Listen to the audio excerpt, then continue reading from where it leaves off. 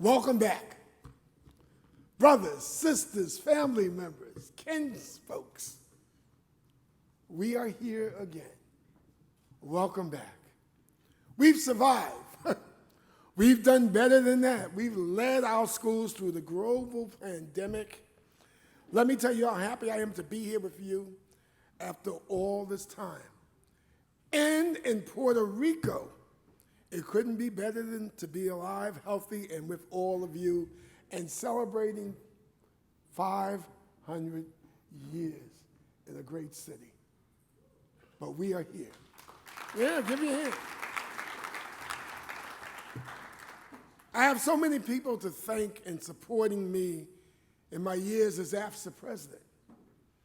I want to thank our stellar General Executive Board members who shared with me their wisdom and served with distinction during an especially rough time in our history.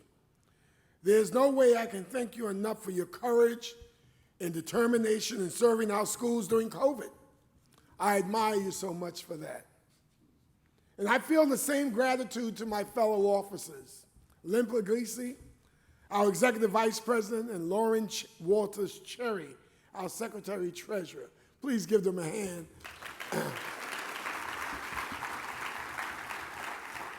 I can't imagine two greater partners to have had in a time of national crisis, and when each of them suffered the unimaginable loss of their life partners.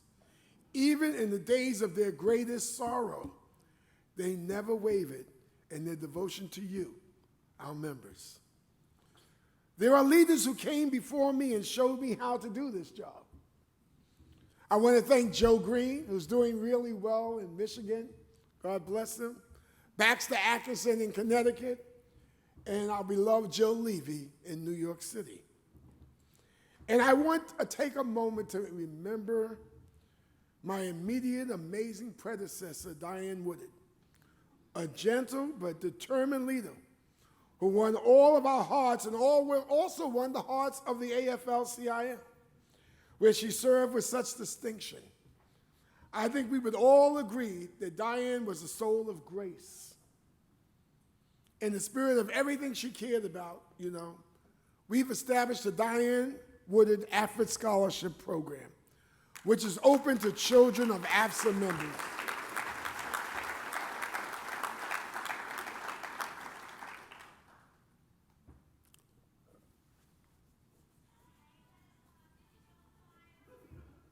Whoa, is somebody going to turn off their phone? Just to silence it a bit. Don't lose the app.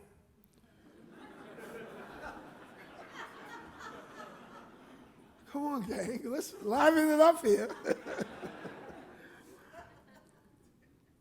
We have some young people who we honored this year with awards, AFSA scholarships.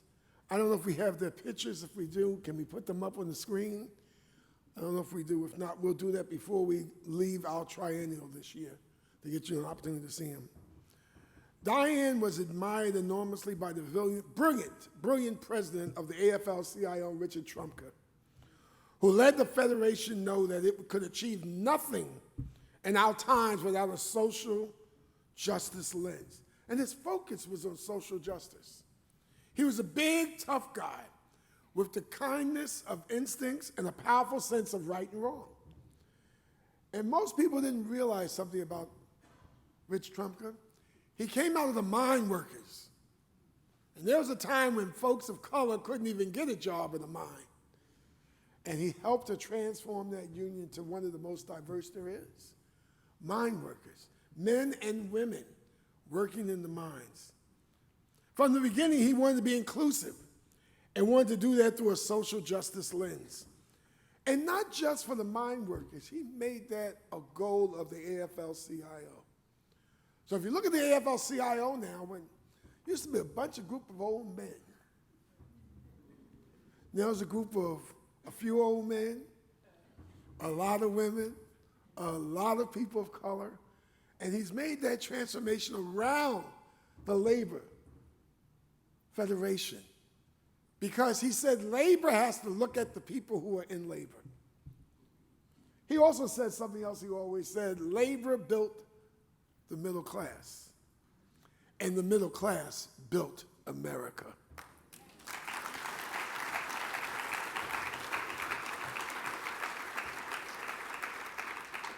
One of the things I truly enjoyed about Rich is that when Barack Obama ran for office, he made a speech about why it was important to have a qualified person as president, regardless of what he looked like. And many people believe that changed the tide to bring workers over to vote for Barack Obama. And labor played a major role in the election of Barack Obama. These were three great leaders who died so young with so much left to do. Diane Woodard, Richard Trumka. And I need to take a moment to talk about one of our General Executive Board members, Crystal Barton Bolden. I don't know how many of you knew Crystal, but you've seen her. If you've come to an AFSA convention or seen her, she was a tough bird from Buffalo. She was Buffalo. She took on fights in Buffalo when most people would run for cover. Crystal was a staunch supporter of her members and for the children of Buffalo. Crystal was the first woman of color to ever become a school leader in the city of Buffalo. She was the first woman to run a CTE school in the city of Buffalo. She was the first woman to start a junior ROTC program in the city of Buffalo. So understand when you sometimes the first and at the top of your game, you become a target for a whole lot of folks. And Crystal didn't mind being a target. She told me she loves the slings and arrows. I stand strong. And she did. Up to the end. That was Crystal. That was unionism. That was unionism at its core. It was about being a servant leader. So I ask that you pause for a moment, just a moment of silence for these three great labor leaders.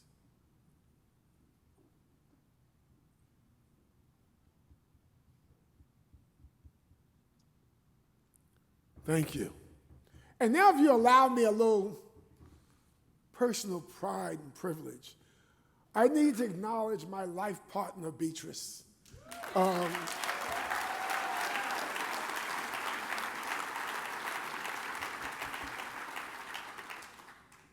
You know, a lot of you tell me how good I am. God, that was a great speech. But Beatrice tells me if it really was a great speech or not. You always have to have somebody who grounds you from the accolades to bring you back home and say, Ernest, yeah, so-and-so, but yeah. She put up with me long hours traveling around the country, being on the phone, going on vacation, and still not being on vacation. And many of us have those same partners who allow us to do this great work that we do for children and for our schools. But I needed to stop and acknowledge Beatrice because through it all, she's hung tough with me and stood strong beside me, not behind me, beside me as my partner, my friend, and yes, my lover. I can say that.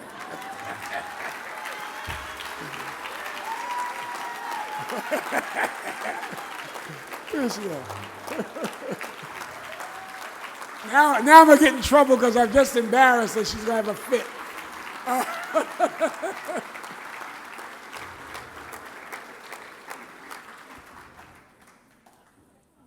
And I have to say thanks to my son, James, who fights for social justice every day of his life. He's been my best sounding board. I have something else to thank James for, and also his wife, Tiffany. Thanks to them, I became a grandfather during the years I served as your president. I have Miles and Grant to inspire me now. I open up the door and the first thing I hear is, Grandpa! And it melts your heart. And those of you who have grandchildren always told me when it happens, you'll see what I mean. And it really does, changes our life. My friends, we are meeting the challenge together. We challenge to serve all of America's children and preserve our own lives in dignity with decent pay and benefits. We are demanding all the tools we need, and that includes our personal well-being, so that we can serve America's children, their families, and their communities. Just stop and think for a moment how hard it has been to do that since 2020, with colleagues, friends, relatives feeling grievously ill, and many dying all around us. Let's stop for a moment. Let's imagine for a moment how hard it would have been to live our lives and save our schools without collective bargaining. We met the challenge of the pandemic and continue to meet the challenge because of our collective bargaining rights. Not only have we met the challenge of an international pandemic, but we are now meeting the challenge of the economic disparity and uncovered, and in many cases made a lot worse. But we're also fighting to meet the challenge of a mental health crisis among our students that has expanded and exploded, leading to nervous breakdowns, chronic absenteeism, and terrible behavior in our classrooms. This epidemic of childhood depression is all over the front pages of the newspapers, and also an explosion of violence at the hands of lone gunmen attacking our schools like Uvalde, where our children have become human sacrifices, sacrificed to the sanctity of guns, thanks to the exaggeration of rights flowing from the Second Amendment. I have to stop here a second. I wish people would read the Constitution.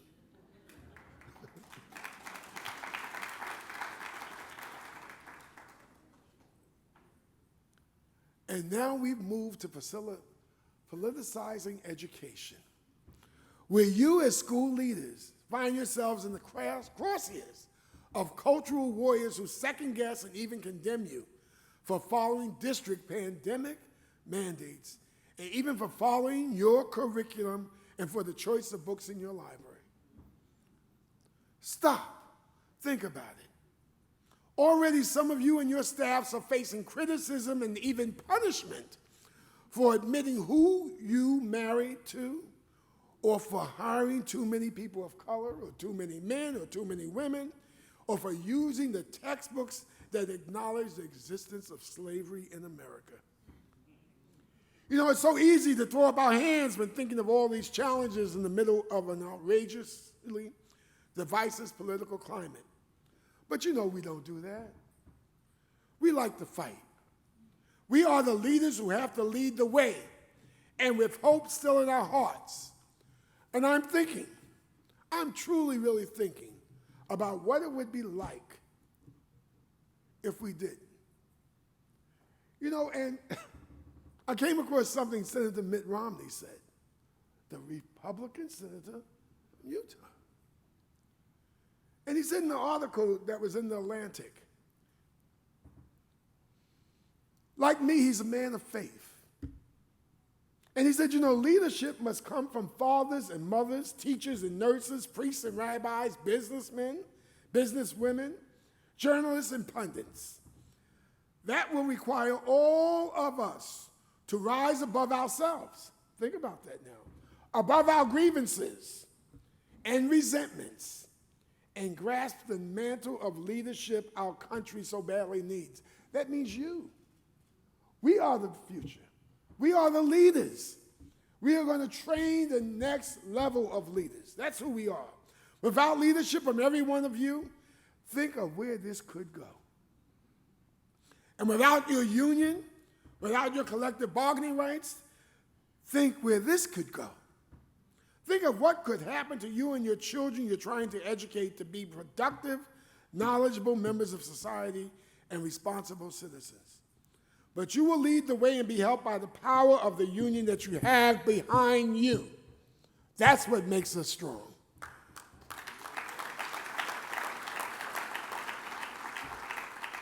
You're a lot better off at this scary moment because you're unionized. And you'll be a lot better off if the union movement grows to include other school leaders and everyone else. Your civil rights are under threat of being rolled back and more and more and more. But the more that you organize, the more of you there are who are unionized, the more ready you'll be able to protect your civil rights. San Francisco Local 3 is a case in point of brilliant organizing and consistent solidarity. For 50 years, the United Administrators of San Francisco have been masterful at recruiting members and winning bargaining rights. Today, even after the Supreme Court's union-busting Janus decision, USAF has 98% of all members continuing its membership.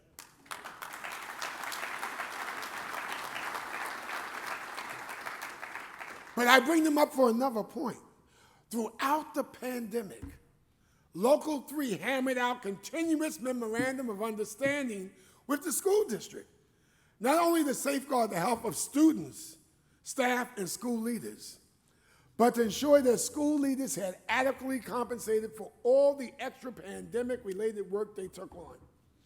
Ask Michael Eason. He's here. When you have a chance, you'll meet him. The union was in constant communication with the district from the very beginning. They had a major voice. No one in San Francisco would do anything without having school leaders at the table. Power of collective bargaining. My home union, the Council of School Supervisors and Administrators, Local 1, New York City, where virtually 100% of school leaders have remained union members since the Supreme Court decision.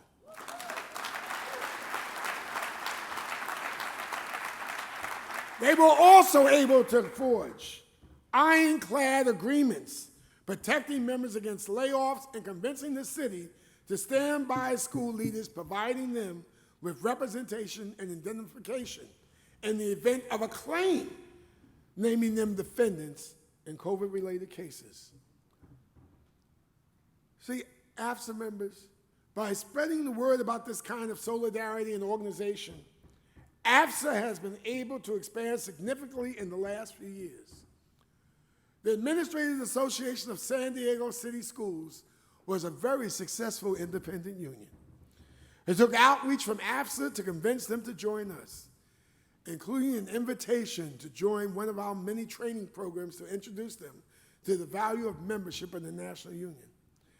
After a couple of years of hearing from us and seeing us, they became Local 134 and have added so much. Yeah, where's the, 134.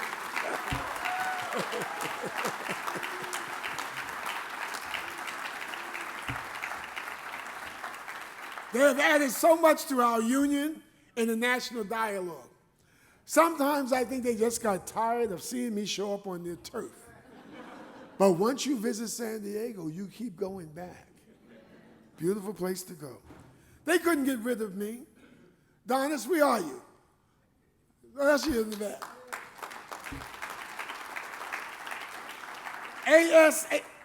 AASD Executive Director Donis Cornell, who will now be an AFSA Vice President if you elect her this week,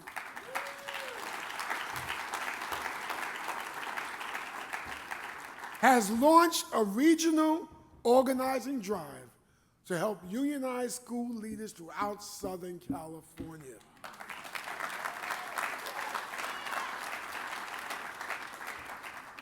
And the response has been really great.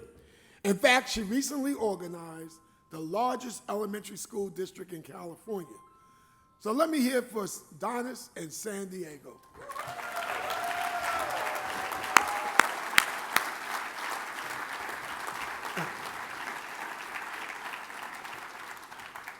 And now I need you to look at Denver. It offers a great example of how AFSA can help in communities that never had a union. These brave school leaders, led by Eric Rowe and Cesar Rivera, knew they needed changes and started organizing to gain a stronger, more powerful voice.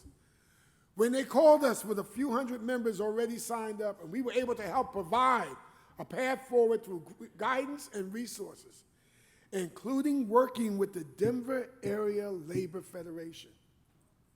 You see, AFSA is just a little small group of educators, but we're part of this huge family called the AFL-CIO. And this week you're going to hear from a dynamic person, Secretary-Treasurer Fred Redmond, who's coming to address you at our convention. Today, I am proud to say the members of the Denver School Leaders Association have a powerful collective bargaining agreement and a real voice in their schools. But I'm also proud of Chicago. Local 2, one of our oldest locals, spent the last 6 years rebuilding and growing. Troy is here today with us and has been tireless in that effort. I didn't see Troy, but I know he's here. Where you at, Troy? There you go. The outcome of that work has been the addition of more than 300 members and over 25% increase in membership, who recently voted to increase their monthly investment significantly to give leadership the resources needed to fight big battles, including pushing for a law in Illinois giving school administrators the right to collective bargaining.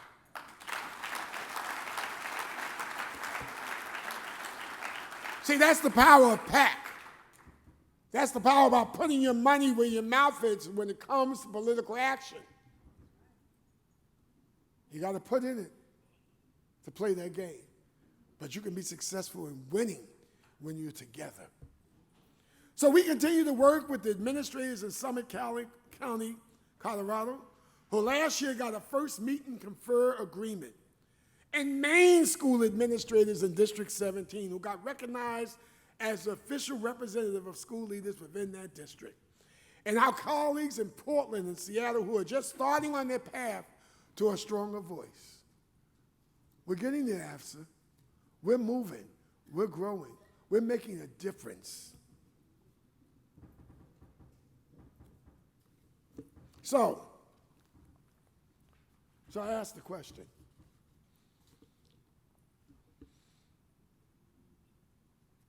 We can only be bigger and better when we all decide to become active members of our local.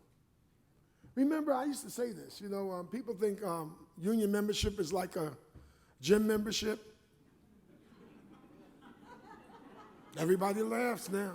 Yeah, we join the gym because it looks good, but then we don't use it. Unions are the same thing. You can put your investment in it, but you also got to put the time and the talent and the energy behind it.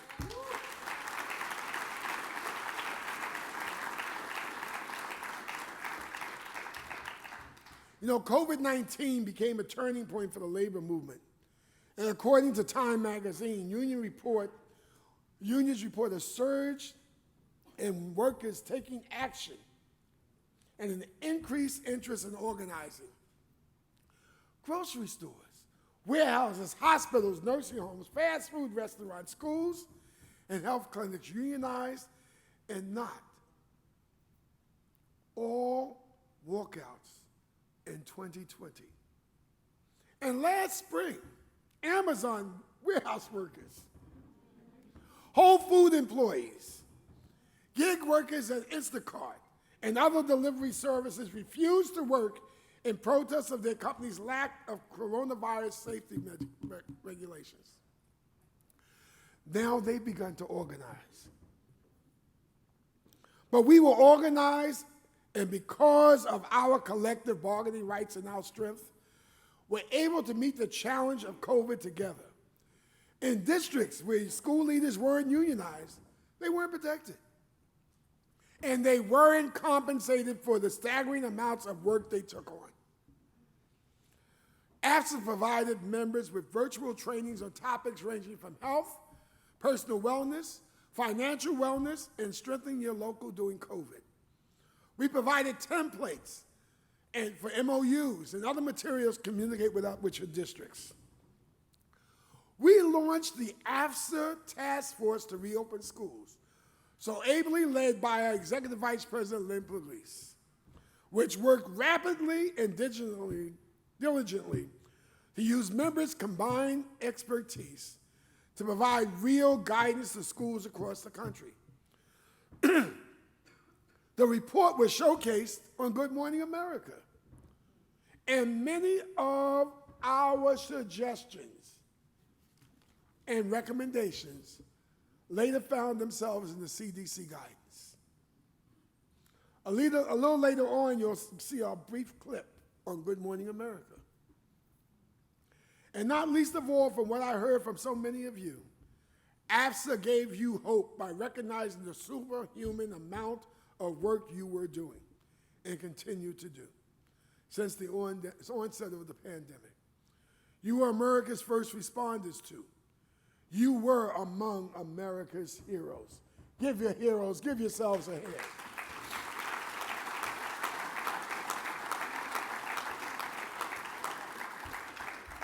So as I move on to accomplish other things, you seasoned members and you vibrant new members are going to continue organizing and making a big impact in all 50 states.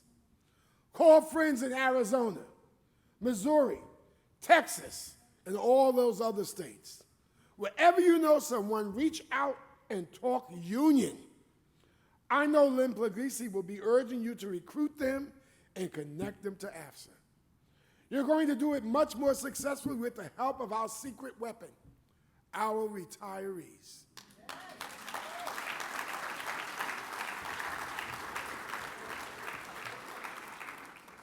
I know most of you know how dear this subject is to my heart. During my tenure, I organized the AFSA Retiree Mentor Squad to organize other retirees around the country. So I saw the model of San Francisco and New York with their strong, powerful retiree chapters. And many of the rest of you are in talks to develop retiree chapters or inviting retirees to rejoin your unions directly. And I want to thank all the retirees who are with us today. You are our founders. You are the people who opened the doors so that we could become a powerful national union today.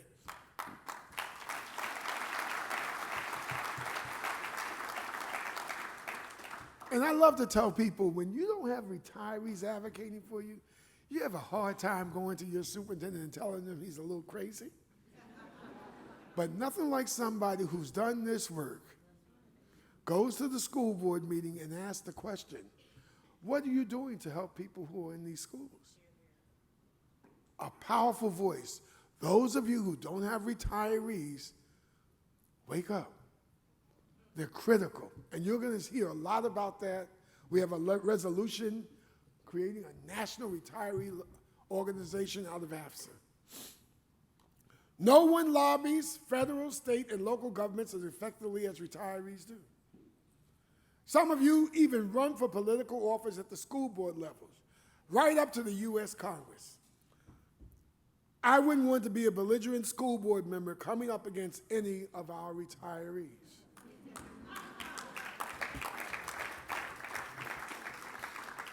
When I talk about retirees running for office, I just don't mean them. You know how hard I've been pushing for all of you to consider running for political office. Remember that school leaders are the most respected people in the community, even still today. People hate institutions, don't love institutions, don't love school leaders. Still be loved. Still be loved. After all the backlash since COVID, the Pew Foundation still reports that school principals are still the most respected professionals of all. But public education is under threat, folks. Educational equity is under threat. And there are frightening strings and stirrings from the Supreme Court. So Republican or Democrat, independent, non-affiliated, if you have it in you, run and support public education. If you support public education, we will support you. Among the many things that can do in public office is support your fellow school leaders.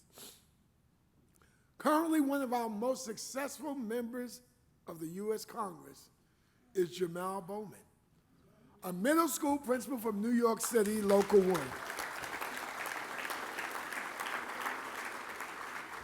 Now you need to understand something. Not everyone in CSA agrees with his politics, but they all supported him because he understands schools and cares about school leaders. He is one of us, and we need to have more of those. During this conversation in this convention, Congressman Bowman will tell you about the bill he is sponsoring for you. It is the Principal Loan Forgiveness Bill.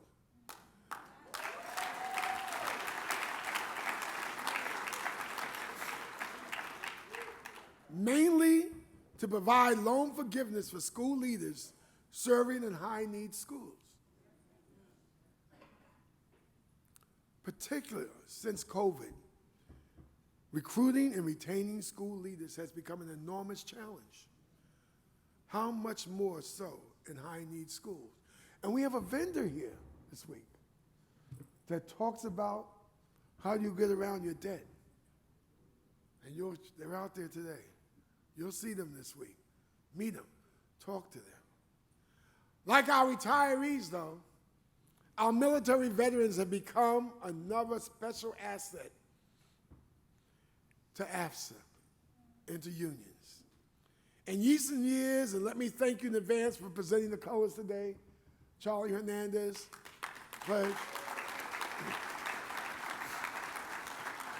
throughout this convention, you will get a chance to see one of our veterans stand up every day and do the pledge. Why? Because I remember, I'll go back some time, as a grievance person in Local 1, the superintendent was giving a veteran who had been called up a hard time, even though he knew what the rules were. But you know, when you think you can get away with something, you do it, don't you? And nothing like the union coming in and saying, you know what, I don't think you want to do that. Should I call the American Legion? Should I call the Veterans of Foreign Wars? Better still, should I just call the press? Critical.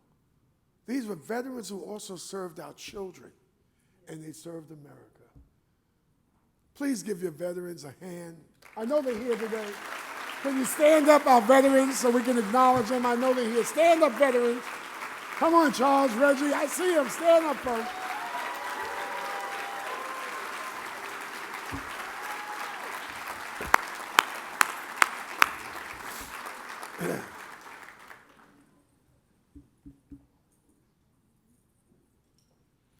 So, brothers and sisters, friends and family, with all the challenges that you faced, and all the burdens and all the threats you still face, you've sure earned the right to have a party. So I'm going to wrap this up by promising you just that. I'll be at a lot more parties with you. I'm stepping down from my role at AFSA, but I'm not leaving AFSA. I'll be here if you need me. Just call or write. I won't let Miles and Grant get in the way all the time. I'll continue my role as AFSA's liaison to the AFL-CIO. In that capacity, I'm already your representative in the partnership between the AFL-CIO and schools to increase graduation rates and offer apprenticeships.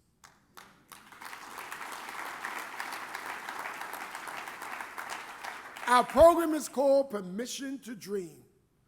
Tomorrow, when Secretary Fred Redmond is here, he'll talk a lot more about that program.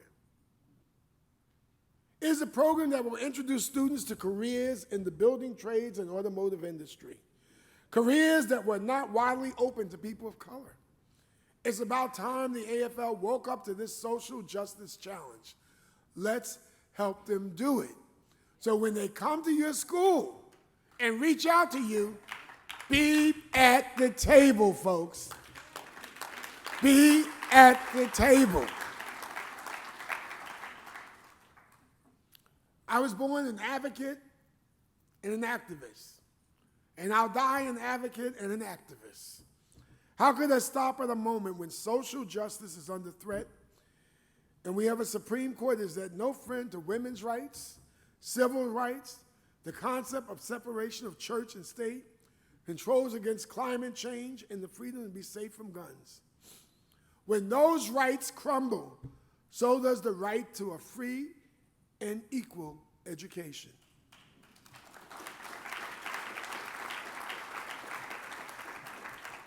So I'm here for this struggle, and I'm here until the struggle is over. It has been an honor to have been your president and to be your friend.